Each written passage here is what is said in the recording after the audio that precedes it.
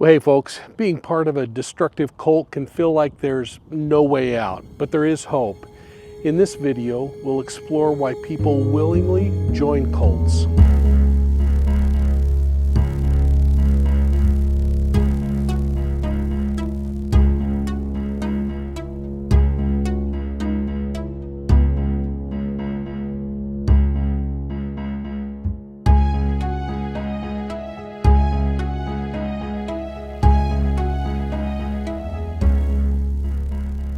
Well, hey folks, I'm standing outside of the historic school in downtown Colorado City, Arizona, the site of the FLDS and the location where that 1953 raid hub was that you've seen so much about.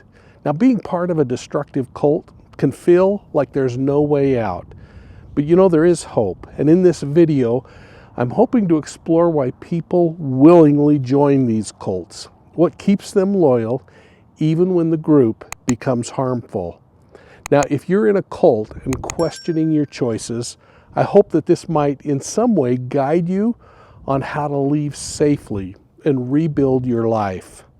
For family and friends, I'm going to share some strategies to maintain contact and provide a safety net without alienating your loved one further. So you can learn how to navigate this sensitive situation with empathy, patience to support their eventual freedom, and with love. So let's chat about why people stay in cults, how to plan a safe escape if you are in a cult, how to support loved ones who are in a cult, and what not to do when dealing with cult members. There's always hope. And you can always build a pathway to freedom and recovery if your loved one chooses to follow it. In society, the term cult evokes a mixture of fascination and fear. The concept of a cult typically refers to a group of people who have become united by a shared devotion to a specific ideology, perhaps a specific leader or a specific cause. These groups often operate in ways that set them apart from mainstream society and other established organizations.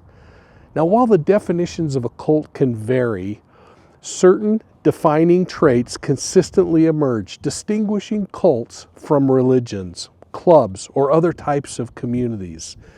Now, this video is delving into the essential characteristics of cults, focusing on their structure, their practices, and the dynamics that make them uniquely concerning. It also examines the particularly harmful subset of coercive cults, illustrating their impact on individuals and communities. At the heart of most cults is an authoritative leader who wields a disproportionate control over the group. Now, this leader, or sometimes a small group of leaders, typically demand unwavering loyalty and obedience. These charismatic authority leaders play a critical role as they are often perceived as infallible or divinely inspired. Members of these groups are conditioned to accept the leader's directives without question, and they view dissent as a form of betrayal.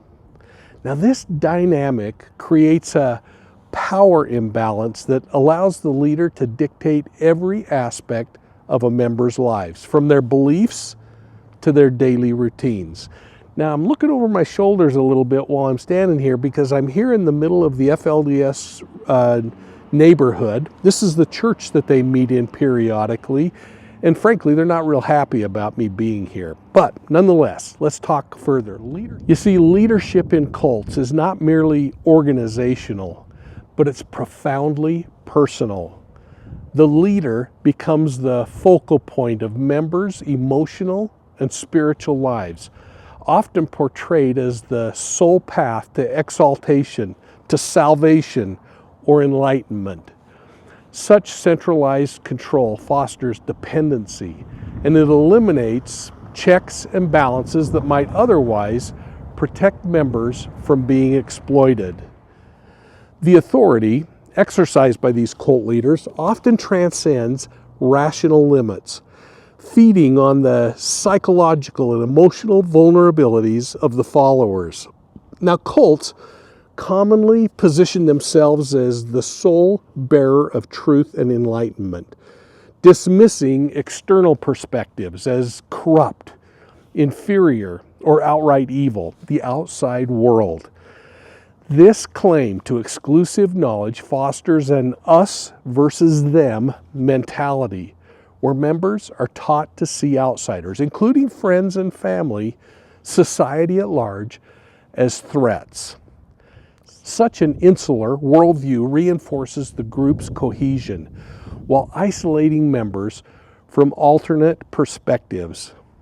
The doctrine of exclusivity also legitimizes the leader's authority, as followers believe they have access to a unique, unassailable truth. This sense of special knowledge can be intoxicating, providing members with purpose and identity, while simultaneously reinforcing their dependency on the group and the leader. As members grow more isolated, their ability to question the group's teachings diminishes, making it increasingly difficult to leave or resist manipulation. Now, isolation is a hallmark of cultic behavior, manifested both physically and emotionally. Cults often cut members off from their family, friends, and broader society. They call it the search and separate program. By doing this, the group becomes the primary or sole source of emotional support, social interaction, everything about their lives. Physical isolation may take the form of living in communes or remote locations like here in Colorado City, Arizona, or Hilldale, Utah, just to the north. This can be achieved by discouraging relationships with non-members of the group and framing outsiders as hostile influencers. Control of information is another key aspect of isolation. Members might be restricted from accessing media or communication channels that contradict the group's narrative. This information filtering process ensures that the members remain immersed in the group's ideology, and it shields them from the perspectives that might challenge or even change their beliefs. You see, by monopolizing information and relationships, cults can deepen their hold over their members, fostering a sense of dependency that's difficult to escape. Cults are really adept at exploiting psychological vulnerabilities. And when they're recruiting and retaining members, they're experts at figuring out those that they can do this with. They often target individuals who are experiencing hardship, perhaps things like loneliness, financial insecurity, or emotional trauma. And they offer them a sense of belonging through this love bombing, purpose, solutions to their problems. But once individuals are drawn in, cults employ various mind control tactics to maintain their influence over them. One such technique is love bombing, where the new recruits are showered with affection, attention, and validation to create this incredible sense of belonging. Over time, this initial warmth often gives way to more coercive tactics such as fear, guilt, and repetitive rituals designed to suppress critical thinking. Members might be subjected to constant reinforcement of the group's teachings, making it difficult to maintain an independent perspective. These methods are not merely manipulative, but they're deeply invasive, reshaping individuals' thoughts, emotions, and behaviors to align with the group's objectives. Exploitation is a recurring theme in cults, manifested in financial, labor, and even physical abuse situations. Members are often coerced into giving substantial financial contributions ranging from donations to the forfeiture of savings or property. In fact, in this very community, when Warren Jeffs was on the run, he was demanding that the members provide him with finances equaling more than $300,000 per week, hidden away in cash and given to Warren Jeffs to exploit and run around the country. In these groups, labor exploitation is also common, with members required to perform excessive work without fair compensation, ostensibly for the benefit of the group or the leader. Now think about this. This is human trafficking to the nth degree. The abuse is not limited to financial or labor exploitation.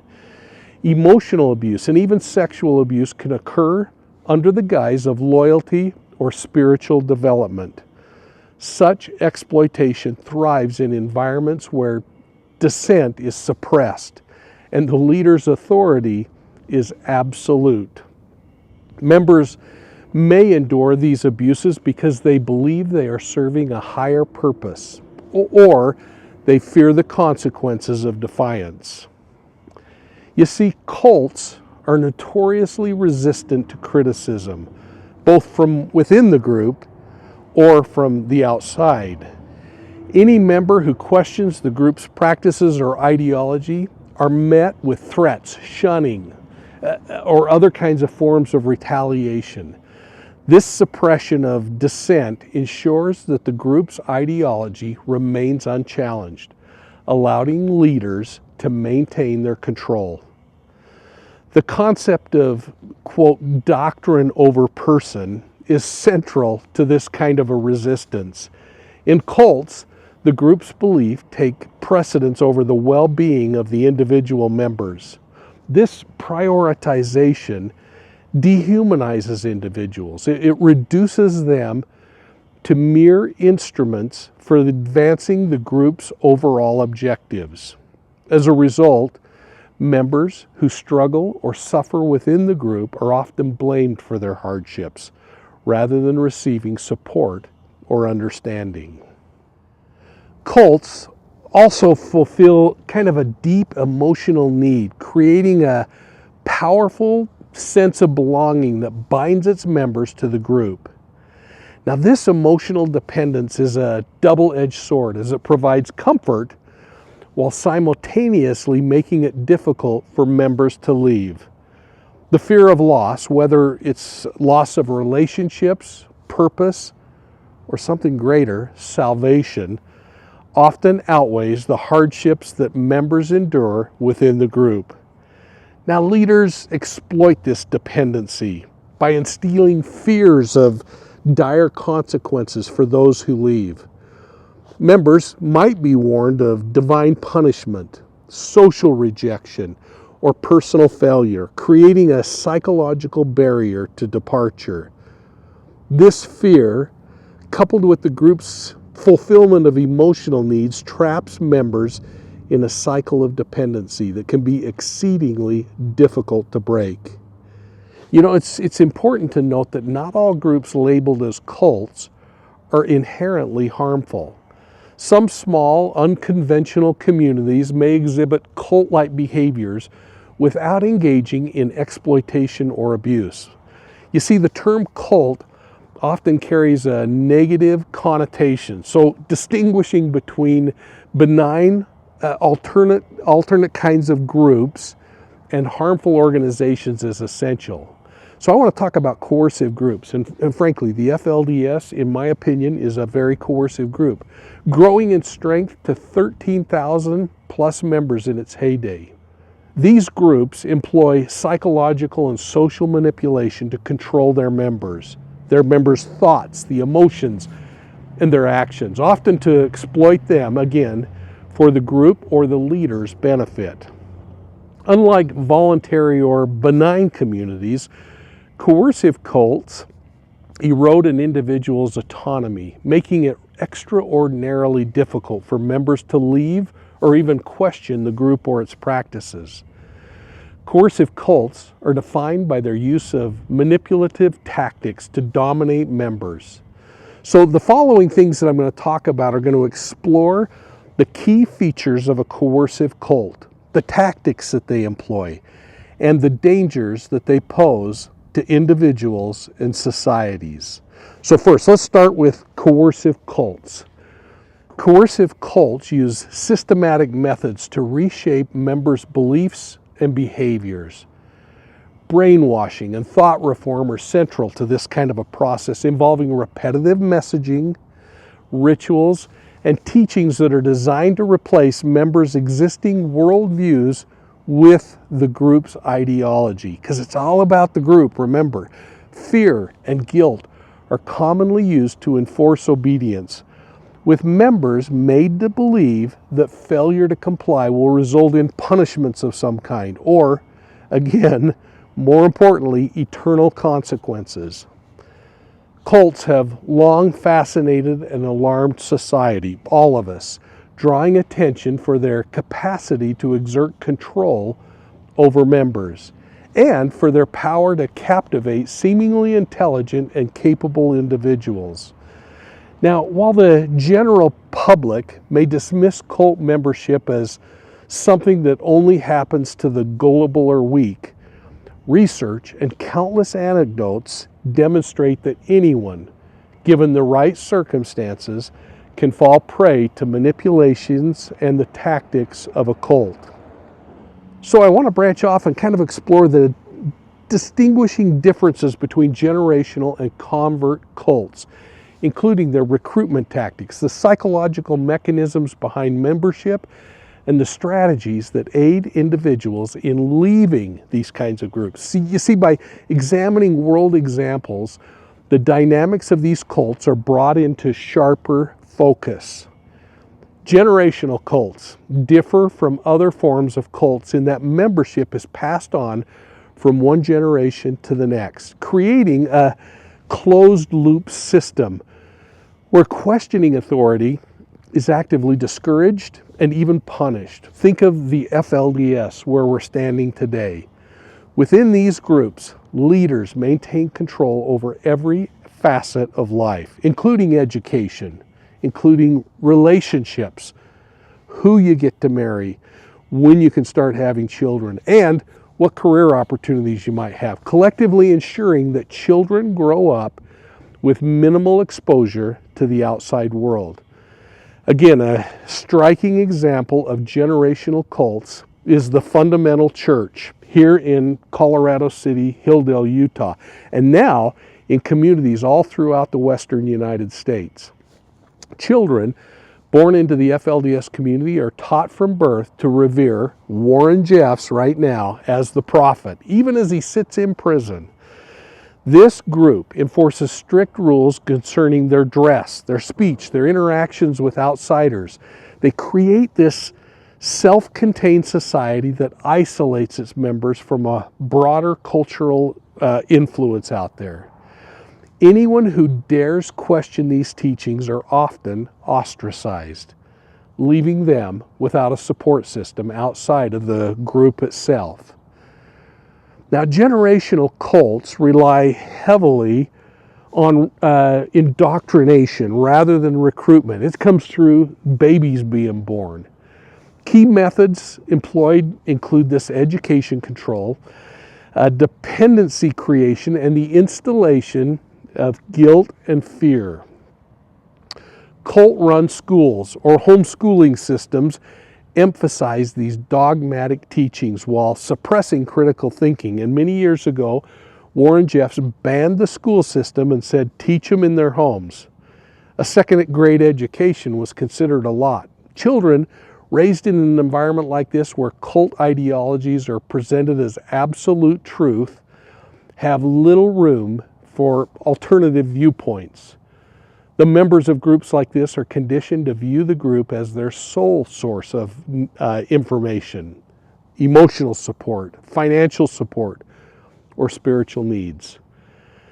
This dependency makes it exceedingly difficult for anyone to imagine life outside of the cult, and the leaders instill fear and divine punishment and guilt over any perceived betrayal or anything that goes against the church, ensuring compliance with the cult's rules and doctrines. The question often arises of, why do members of generational cults stay even when the group's practices appear harmful? Well, the answer lies in the deeply ingrained nature of their identity.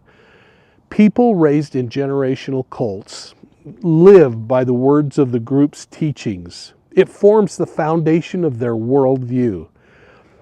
Leaving often feels akin to losing not only one's family, but one's sense of self, their identity. Additionally, such cults frequently propagate the belief that the outside world is inherently evil or dangerous, further discouraging members from seeking alternatives. I really appreciate the work of Leah Remini, a former Scientologist who offered a vivid example of this struggle in her memoir, Troublemaker. In that book, Remini described how children in Scientology were taught to view questioning the group as a betrayal of humanity. Now, despite her fame and financial resources, leaving the organization required a tremendous amount of courage. Included severance of ties with friends and family who remained loyal to that church. Well, unlike generational cults, convert cults actively recruit new members, often targeting individuals during periods of vulnerability or transition. Are you catching that rooster over there making all that noise? These groups deliberately seek out those experiencing personal crisis or searching for meaning in their lives, offering what appears to be a pathway to empowerment, community, or self-improvement. I think a prominent example of this kind of convert cult is Nexium, that self-help organization that was led by Keith Raniere. It involved targeting successful professionals and celebrities, including actresses. Despite these professionals' intelligence and accomplishments, they were drawn in by promises of empowerment. Over time, members in the group were subjected to coercive control and, in some cases, physical branding as part of a secret subgroup. Now, convert cults employ sophisticated psychological techniques to attract and retain members, including, again, the same things: love bombing, deceptive entry and targeting of potential members, looking for their resources, and getting people when they're most vulnerable. New recruits are often overwhelmed with attention and affection, creating an intense sense of belonging and acceptance. This tactic is particularly effective in drawing in those who have previously felt isolated or undervalued.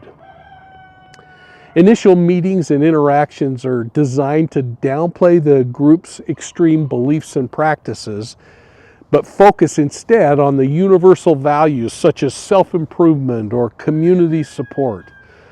This allows recruits to develop trust and invest in the group before they're exposed to its more controlling elements. Now, convert groups will prioritize recruits who can contribute financially, socially, even sexually, ensuring that the leader and the upper echelon directly benefit from the new addition. They do not want a project in these cults. They want somebody who is going to immediately add and help the cult grow. Now, while generational and convert cults differ in their methods of maintaining membership, they do share certain psychological mechanisms that kind of explain their hold over individuals. Both types of cults leverage cognitive dissonance, isolation, and charismatic leadership, and members are often required to hold contradictory beliefs or engage in actions that conflict with their personal values. To resolve these kinds of discomforts, they double down on their commitment to the group, rationalizing its practices as necessary or justified. Cults isolate members from outside influences, cutting off access to alternate viewpoints. That's the most important thing, is get them to where they're no longer thinking for themselves. This reinforces the group's narrative, and it makes it harder for individuals to imagine life outside of that cult. Cult leaders exhibit oftentimes an incredible charisma and authority, creating a sense of awe and loyalty among their members. This dynamic fosters dependency and it reduces the likelihood of questioning authority ever again. Assisting individuals in leaving a cult requires a nuanced understanding of the psychological and emotional barriers that are involved in these kinds of interactions. For generational cult members, deprogramming efforts often focus on rebuilding just that sense of identity, exposing the individual to alternative perspectives. For convert cult members, depending on how long they've been in, the emphasis might be on dismantling those manipulative tactics that were used to control them. And keep in mind that an intervention should prioritize creating a safe and non-judgmental space for the individual to express their fears and their doubts. Additionally, reconnecting former members with family and community resources can help them establish a new support system. It can also help in reducing the likelihood that they might relapse and return to cult membership. You see, the distinctions between a generational and a convert cult can provide a framework for understanding how these groups maintain control over their members. Generational cults are going to rely on indoctrination and isolation, passing on membership through familial lines, while a convert cult will actively recruit new members through sophisticated psychological tactics. You see, despite the differences, both types of cults share common mechanisms of control, including cognitive dissonance, isolation, and charismatic leadership, like we talked about before. Now, by examining these dynamics and real-world examples, we can gain a deeper insight into how cults operate, and more importantly, how to support anyone who's seeking to leave these oppressive environments.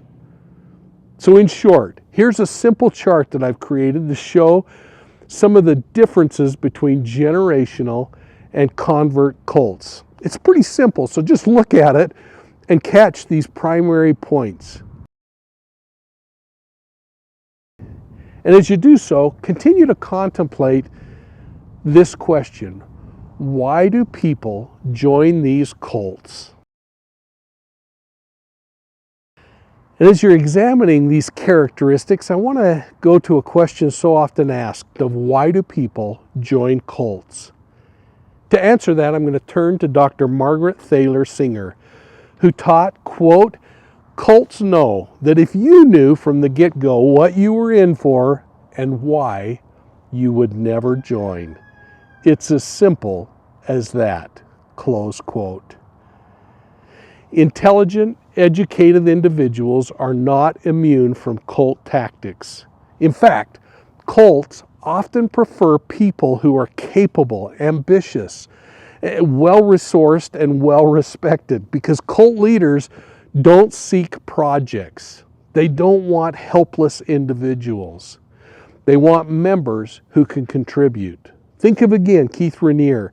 His focus was on wealthy or high-profile members, and as a membership, it lent legitimacy and financial support to NXIVM's operations. So whether a cult is generational or convert-based, the psychological hold that it has over its members is profound. Many cults, again, use these mixes of fear, guilt, dependency to keep their members compliant.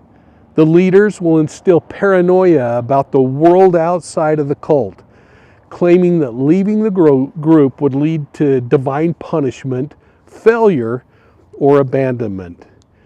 And again, think of these people here in the fundamentalist church in Colorado City.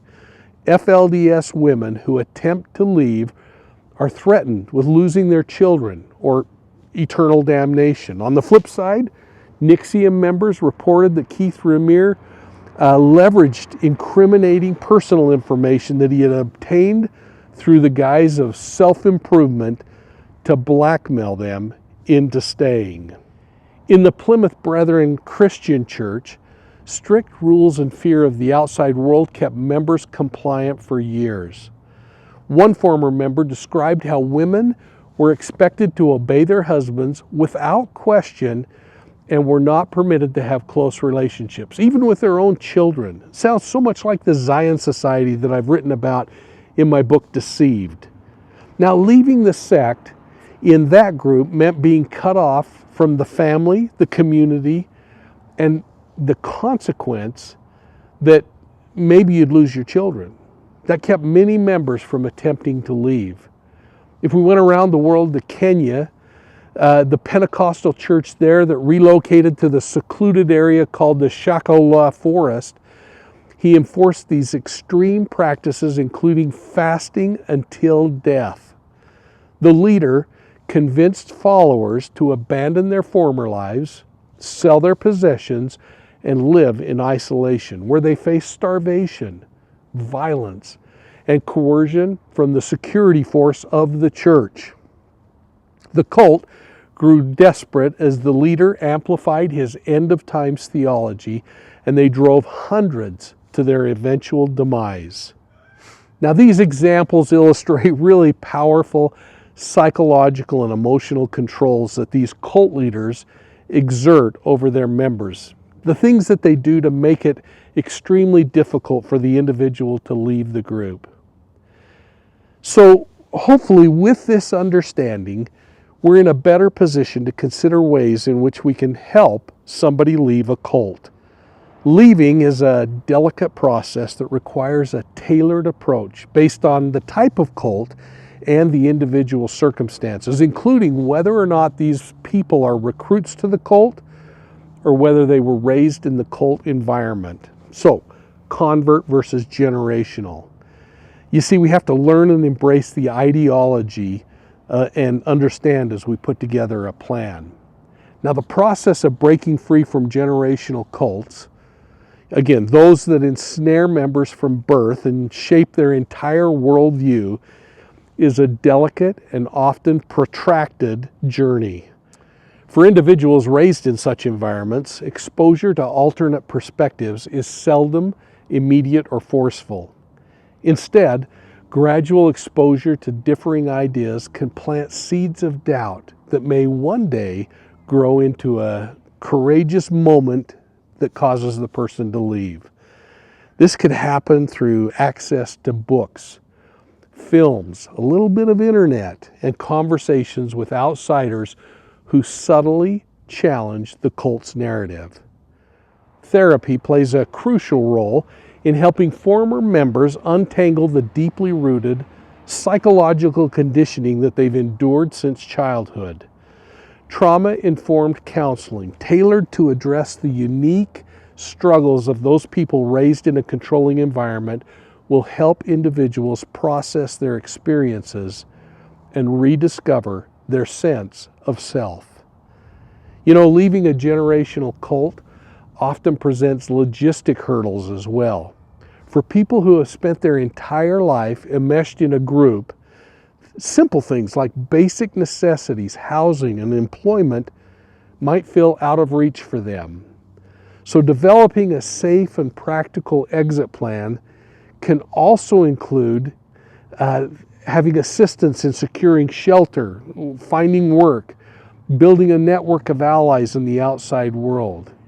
It's not a one and done, and the people as they leave these cults need lots of support as they try to make it on the outside. Now, people who are drawn into convert cults often experience a rapid indoctrination into this controlling and manipulative environment. For them, organized interventions can be a lifeline. These interventions often involve family, friends, and professionals who are aimed to help the members see the ways in which the cult had exploited them and manipulated them. It's a process of careful, non-confrontational dialogue that seeks to crack the cult's facade, to introduce questions and help the member to start to see what they once knew, the outside world. Education is another powerful tool.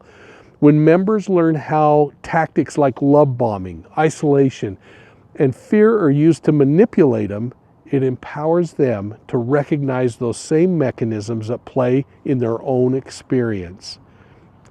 This newfound understanding can lead to a shift in perspectives and a desire to reclaim control over their own life.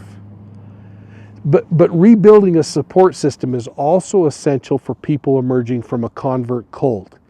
Now think about this. Many of those have been isolated from their friends, their family, and their own sense of identity. So reconnecting them with loved ones, fostering a new sense of purpose, encouraging new relationships will help reduce the dependency cultivated by the cult and pave the way for a more independent and fulfilling life.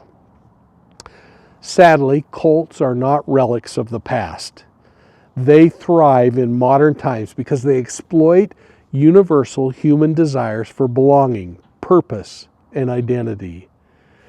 I was saddened today to hear that 2,000 additional members of the FLDS have flocked back into this community, something I never thought I would see.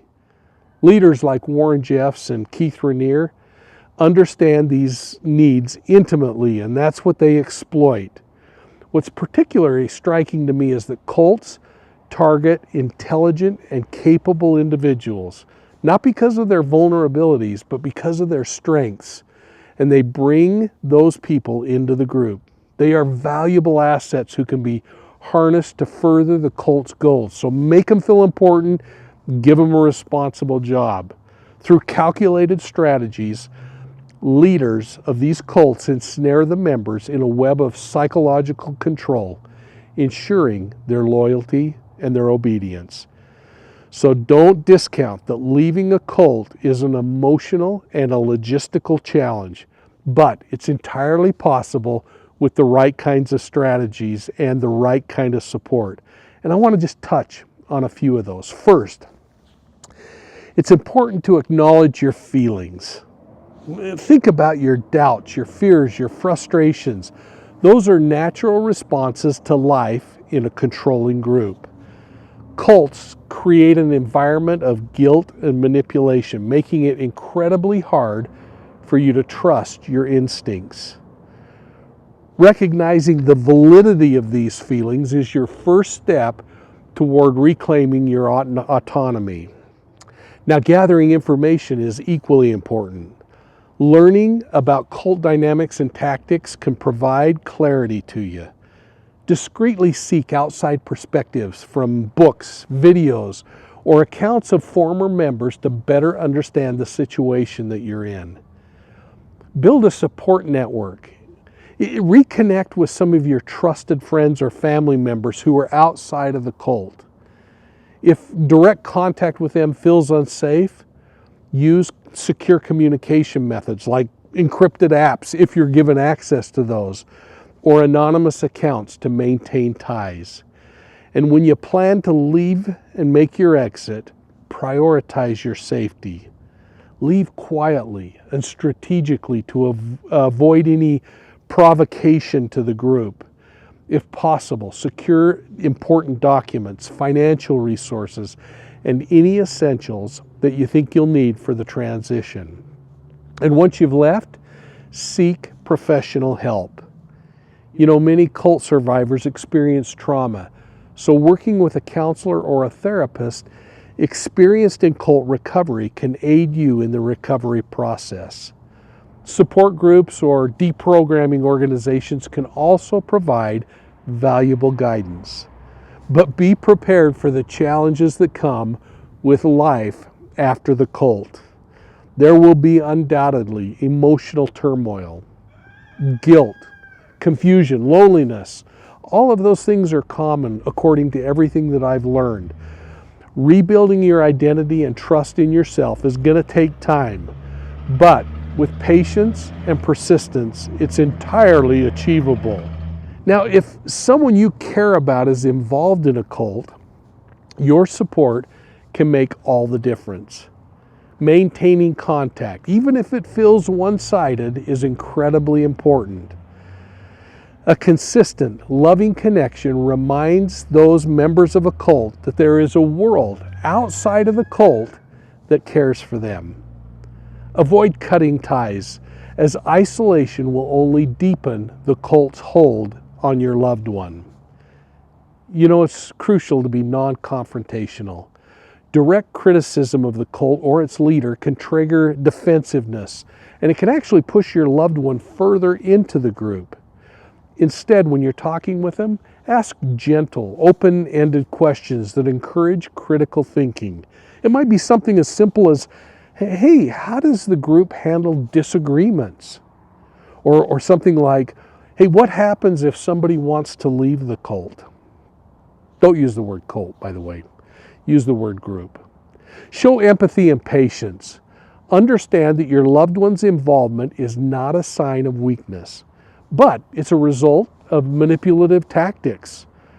Offer unconditional support without pressuring these folks to leave before they are ready. Educate yourself about the cult and about its tactics. That's another great way to understand how you can help. Subtly plant seeds of doubt by sharing stories or observations that encourage some curiosity. For instance, you might mention inconsistencies in the group's teachings in a non-accusatory way. But regardless, be ready for resistance, as cult members are often indoctrinated to see outsiders, including you, as a threat. Professional help from cult recovery experts can offer valuable guidance in navigating these challenges. So focus first on building trust.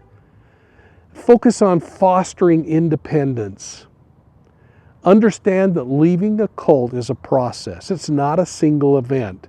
So if you're trying to support someone involved in a cult, it's essential to approach the situation with care and sensitivity. Now, the way you engage can either create an opening for them to kind of rethink their involvement, or it could intentionally push them deeper into the group. So be thoughtful, because well-meaning but misdirected actions, something like confrontation or criticism, could have the opposite effect of the intended desire. So instead, it's important to prioritize understanding and patience. Remember that criticizing or ridiculing someone's belief is one of the most damaging things that you can do. For somebody in a cult, their beliefs are closely tied to their identity and to their sense of belonging. Any attack on those beliefs can feel deeply personal, prompting the individual to withdraw completely and become more entrenched in the cult's ideology. For example, when a family member mocks or questions the teachings of the cult, it often leads to defensiveness and mistrust. This kind of a reaction reinforces the cult's narrative that outsiders are hostile and that they don't understand the truth. Another thing that's really important is don't issue ultimatums, such as demanding that the person choose between you and the group. This is a common mistake. Cults will foster the idea that the outside world is threatening and untrustworthy. Ultimatums can simply confirm that belief. So instead of prompting reflection or doubt, these kinds of approaches will often push the person closer to the group, which then becomes their primary source of support and validation. Now, similarly, cutting ties with individuals can be counterproductive. Cults will frequently isolate their members, creating an environment where the group becomes the person's sole emotional and social network. Severing your relationship removes one of those few remaining connections that member might have to the outside world. Instead of prompting change, this isolation again could deepen their reliance on the group. Now, on the other hand, there are often signs that somebody might be questioning their involvement in a cult.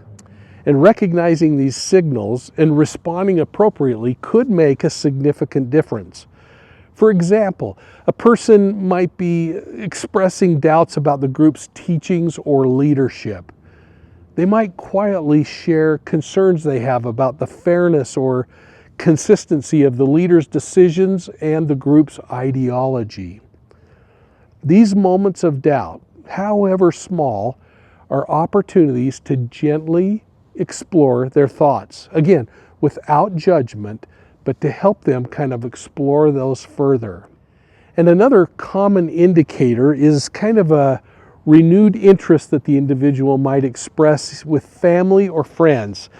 Now, this might manifest itself as reaching out after a period of isolation, or all of a sudden attending gatherings that they previously would have avoided. Such actions often suggest that they're seeking a sense of normality or stability outside of the group.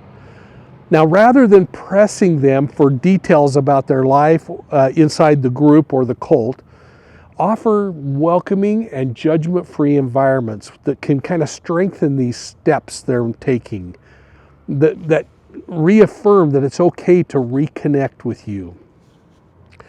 Complaints about the group's demands or treatments are sometimes another sign that somebody might be ready to reconsider their involvement in the cult. High control groups often impose incredibly strict rules. They impose financial burdens, or emotionally they exhaust their members. When someone begins to express frustration with these kinds of demands, they might be testing whether it's safe to question the group openly. Responding with empathy and understanding rather than criticism can encourage them to explore these doubts even further. In these moments of vulnerability, your role is not to pressure or persuade, but to provide some steady, supportive encouragement.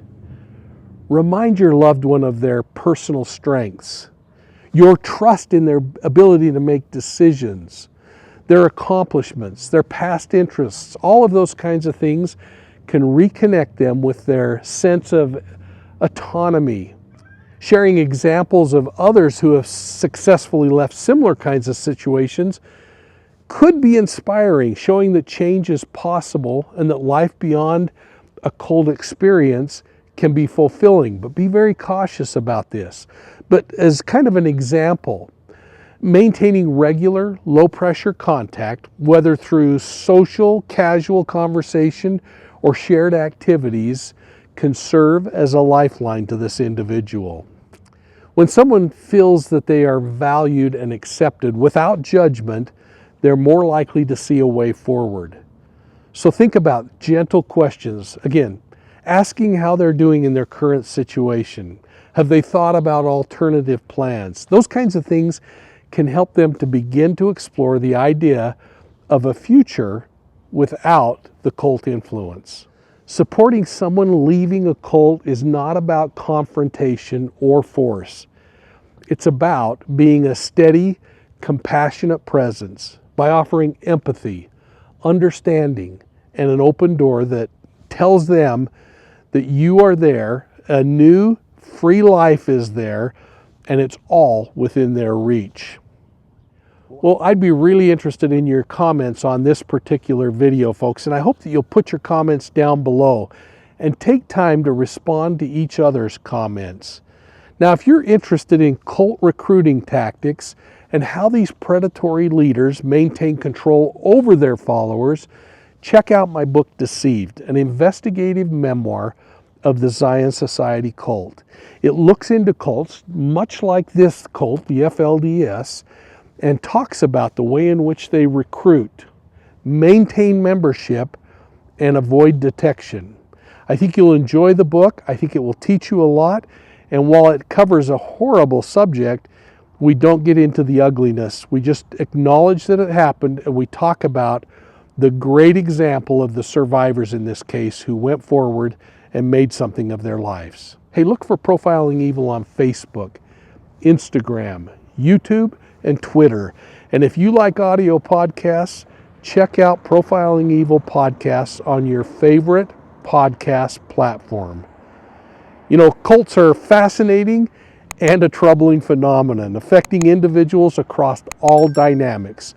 So whether they're generational or convert-based, These groups who use psychological manipulation to control and sustain loyalty are out there. Understanding the tactics that cults use and the reasons people stay inside of them can help you form effective strategies for helping your loved ones.